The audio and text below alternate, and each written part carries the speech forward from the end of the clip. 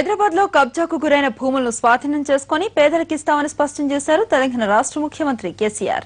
ఐడీహెచ్ కాలనీలో ఇళ్ల నిర్మాణానికి శంకుస్థాపన కార్యక్రమంలో ఈ వ్యాఖ్యలను చేశారు కేసీఆర్. హైదరాబాద్ లో కబ్జాకు గురైన లక్షల కోట్ల విలువైన భూములను స్వాధీనం చేసుకుని 20,000 కోట్లతో బస్తీల్లోని పేదలకు పక్కా ఇళ్లు కట్టిస్తామన్నారు. గత ప్రభుత్వాల మాదిరిగా బస్తీలను కూల్చేందుకు బుల్డోజర్లు పంపించమని వెల్లడించారు.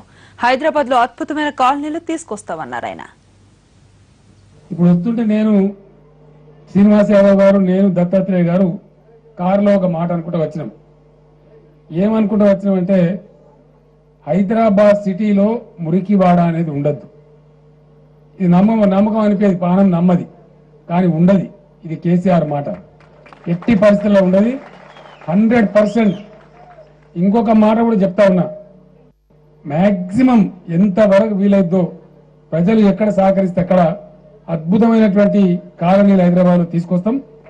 అయితే జాగాలు గుంజుకోవాలని హనుమంతన్న చెప్పిండు, దత్తాత్రేయ గారితో ఇద్దరు చెప్పారు, పక్కా గుంజుకుందాం. ఎవరైతే దొంగలు కబ్జా పెట్టినో గుంజుకుందాం, వాటిని పేదలకు ఇచ్చేద్దాం, 100% పేదలకే ఇద్దాం. ఇంకొక తీపి కబురు హైదరాబాద్ పేదలకు నేను చెప్తా ఉన్నా, 100% ఎక్కడ బస్తీ ఉందో, ఎక్కడ పేదలున్నారో వాటన్నిటినీ గత ప్రభుత్వాలు చాలా క్రూరంగా కర్కశంగా బుల్డోజర్ పెట్టి కొట్టేసిండ్రు. మీ దగ్గరికి ఏ బుల్డోజర్ కూడా రాదు. ఏ బస్తీలో ఉన్న పేదలకు ఆ బస్తీలనే బిల్డింగ్లు కట్టిస్తామని చెప్పి మనం చేస్తా ఉన్నా. మిమ్మల్ని అక్కడి నుంచి తీసేసే పని కూడా లేదు. కాకపోతే మీరు దానికి సహకరించాలి. గంటా చక్రపాణి గారు చూసి నాకు చెప్పినారు, సార్ ఇక్కడ బాగానే వస్తుంది కానీ మధ్యలో ఒక చిన్న షాపింగ్ కాంప్లెక్స్ వీళ్ళందరికీ ఇదే బస్తీకి ఉపయోగపడేట్టు వస్తే ఒక టెంపుల్ రావాలి, బాగుంటుందని చెప్పిండ్రు.